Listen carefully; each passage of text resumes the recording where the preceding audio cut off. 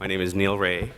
I'm from UC Davis. UC Davis is about 75 miles from San Francisco, and I'd like to thank Manny and the committee for inviting me to speak today. At UC Davis, I get to wear two hats. I'm a pediatric anesthesiologist as well as an obstetrical anesthesiologist, and today I'm hoping to take some of my learnings from the pediatric world and share them with you and share the things that I think are relevant to your OB practice. I do have one disclosure that I need to make. Like everyone else in California, I'm part of a startup. I'm a co-founder and equity holder in a medical device company called Radiant Oximetry, but this talk will be free of any commercial biases. So at UC Davis, we're fortunate because we have a level 1 children's hospital within the hospital. So anytime we need to access records of a congenital heart patient or consult pediatric cardiology, it's pretty easy. A lot of children's hospitals are freestanding and physically separated from non-pediatric hospitals, and it's not always so easy to get the information and the care that these patients require. So I'd encourage you guys to think about who would take care of these patients at your hospital if you don't already have a system in place. Congenital heart disease is actually the most common group of birth defects. Their incidence is almost 1%. About 8 in 1,000 live births will have a congenital heart defect. Now, most of these defects are simple, which include things like mitral valve prolapse, ASDs, VSDs, and bicuspid aortic valves. And that's not what I'm going to talk about today. Today I'm going to talk about the more complex things. When you look at the complex congenital heart disease, without surgery, only 5 to 10% of these children will survive. But with surgery, over 90% of these kids are surviving into adulthood, and they're getting pregnant. If you look at the population of adults with congenital heart disease, there are over 1 million adults now in the United States that are living with congenital heart disease. There are actually more adults than children with congenital heart disease in the United States. You are more likely to take care of an adult with a complex congenital heart lesion than you are to take care of someone with MH. And like I said before, children's hospitals have dedicated teams and resources to take care of these patients, but most adult hospitals don't have a system in place. And I would encourage you to think about when one of these patients come into your operating room or L&D suite, who's going to take care of them. So my objectives today are to discuss transposition of the great vessels and the surgical repairs that are associated with that lesion. I'm going to discuss the single ventricle lesions and the Fontan pathway. I also want to quickly go over the updated AHA SBE prophylactic guidelines and briefly talk about the perioperative issues that these patients will require. And Dr. Mark Rowlands will follow me with more extensive talk on the perioperative management of the parturients with congenital heart disease. So the first lesion I wanted to start off with is transposition of the great vessels. This is actually the second most common congenital heart disease that's present. The first most common lesion is a VSD, and the next is transposition. This is more common than tetralogy of Fallot and ASDs. And what happens with transposition of the great vessels is your aorta is coming off the right ventricle, and the pulmonary arteries are coming off the left ventricle. So the blood flow that flows systemically from the right ventricle returns to the right atrium. It never gets oxygenated, and it goes right back into the body. The blood that's going to the lungs via the left ventricle goes to the lungs through the pulmonary arteries, returns through the pulmonary veins into the left atrium, and it goes right back to the lungs. So you have two separate circulations that are never communicating with each other. And unless there's an opportunity for mixing, such as an ASD, a PFO, or a VSD, that blood going systemically is never going to see oxygen. This lesion is incompatible with life. and newborns will probably not survive past the first week. I think mortality is over 95% in the first week without surgical correction. So there are various different options for surgical correction. Some of these terms you may have heard but didn't necessarily know what it meant. There's the Senning procedure, there's the mustard procedure, there's the Rastelli procedure, and then there's what we do now called the atrial switch. The mustard procedure and Senning procedure, they were developed in the 1950s and 60s, and there are patients still alive today that had this procedure done. I've personally taken care of about 10 patients with the mustard that had a mustard, 3 in labor and delivery, and the rest were in EP when they required pacemakers and defibrillators. So the mustard and Senning, they're essentially the same, they have the same goals, but they're different surgical approaches. And because the aorta is coming off the right ventricle, what the procedure is intended to do is use the right ventricle to support systemic circulation. So the surgeon will essentially flip-flop the pulmonary veins and the IVC and SVC. So they will transpose the SVC and IVC to drain into the left atrium, so the left side of the heart is pumping blood to the lungs, and the pulmonary veins will drain into the right atrium, so the right side of the heart is supporting systemic circulation. Now, you and I all know that the right heart is not designed to support systemic circulation, but these patients actually do very well. It's a testament to how adaptive the human body is. There are patients living that had the mustard procedure that are now 50, 60 years old.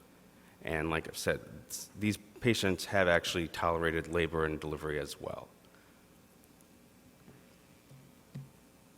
Because the right heart wasn't designed to support systemic circulation, in the late 60s, Dr. Rastelli came up with a procedure where he's able to baffle the blood from the right ventricle through a VSD that he creates into the left ventricle. And this is a little bit more complicated of a procedure. There are baffles going throughout the heart, internally and externally, but the goal is to get the left ventricle to support systemic circulation. So it sounds like it's a better repair because the left ventricle is designed to support systemic circulation as opposed to the right. But actually, these patients have more complications because these baffles tend to leak and form thromboses. Believe it or not, the mustard and the Sennings do better than the Rastellis long term. And then finally, in the 80s, the arterial switch was developed. This is the most physiological repair, where the aorta and the pulmonary arteries are switched. This surgery is very technically difficult because the coronary arteries need to be reimplanted.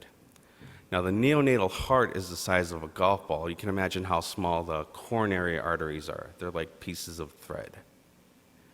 In order to accomplish this surgery, it requires circulatory arrest and cardiopulmonary bypass, as opposed to the mustard procedure, which can be done off pump.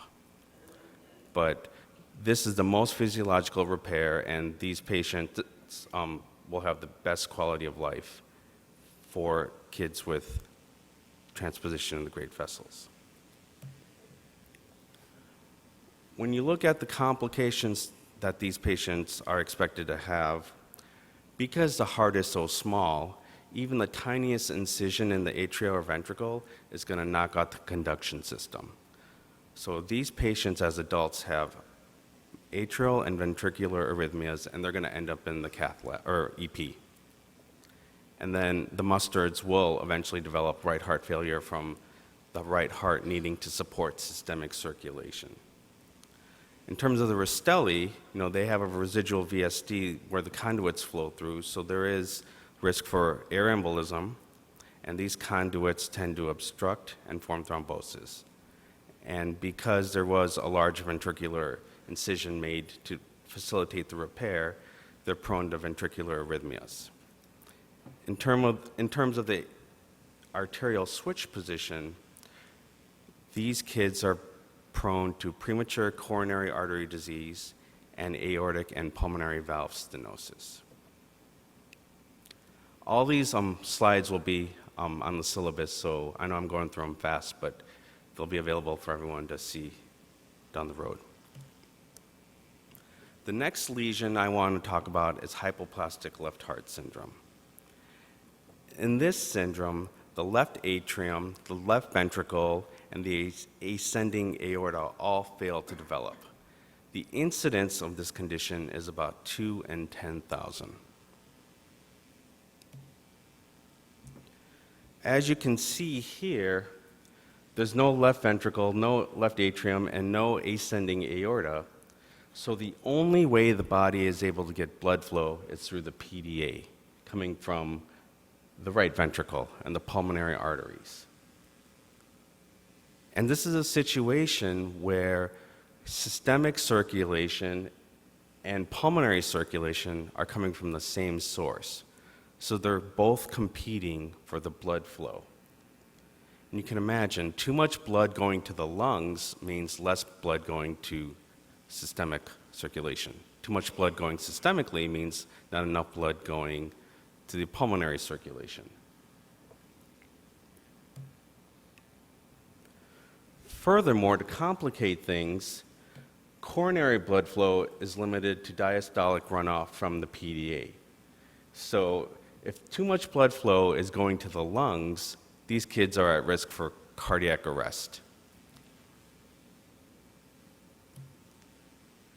So how do you ensure the best blood flow, or the maximal blood flow, to where the lungs are getting enough oxygen, or enough blood flow to oxygenate, and the rest of the body is getting enough blood flow?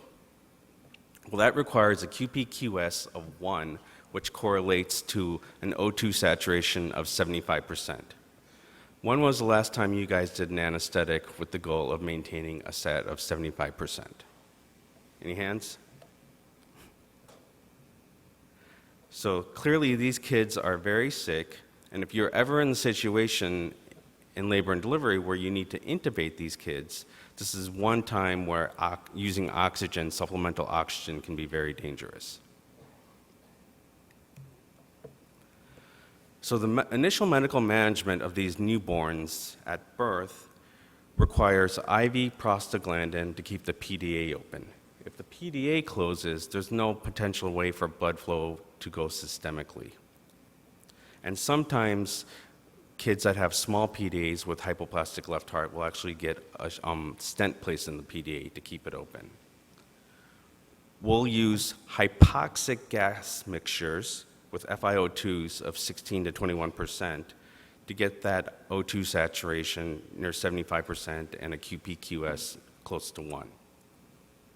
We'll keep these kids hypercarbic with PaCO2s in the 50s in order to increase the pulmonary vascular resistance and decrease pulmonary blood flow. We'll transfuse these kids so they have a hematocrit near 50 to maximize O2 content in the blood. They'll get put on TPN to minimize blood flow to the GI tract, and diuretics to combat pulmonary edema. In terms of surgery, the goal to treat these kids is separating the pulmonary circulation from systemic circulation. The other thing that's a challenge is the PVR in the newborn period is very high. So you have to figure out a way to get blood to flow through the lungs when you only have one ventricle. And that ventricle is going to be used to support systemic circulation. Without surgery, 99% of these kids will die in the first week of life. But with surgery, over 90% of these kids are now living into adulthood. So the first stage of repair for a hypoplastic left heart syndrome is called the Norwood. You may have heard of the Norwood procedure. And what we do here is we create a new ascending aorta that is baffled to the right ventricle. The PDA is ligated, the atria is divided so the pulmonary vein blood flow can flow into the right ventricle, and the right subclavian artery is anastomosed to the pulmonary artery to promote blood flow into the lungs. And this is known as a BT shunt. Perhaps you've heard of that term before, BT shunt. So the only blood flow that's getting into the lungs comes from the right subclavian artery, and that's probably less than 5% of your cardiac output. But it's enough to get these kids to survive. They're blue, their SATs are in the 70s, but it allows them to grow to be about 6 months old when they'll get their next repair. And that's called the Glen. This is usually performed at 6 to 12 months, and as the kids are growing, the lungs are maturing, the PVR is decreasing. So now you don't need arterial blood flow to get blood flow through the lungs. You can use venous low-pressure blood flow. And so the BT shunt is removed, and the SVC is anastomosed to the PA. The SVC represents about 30% of your cardiac output, so now 30% of your blood flow is getting oxygenated. And kids with Glens can survive to about age of 5 with 30% of their blood getting oxygenated. And then somewhere between age of 3 and 5, the kids will have what is known as a Fontan repair, where the IVC and the SVC are both connected to your pulmonary artery.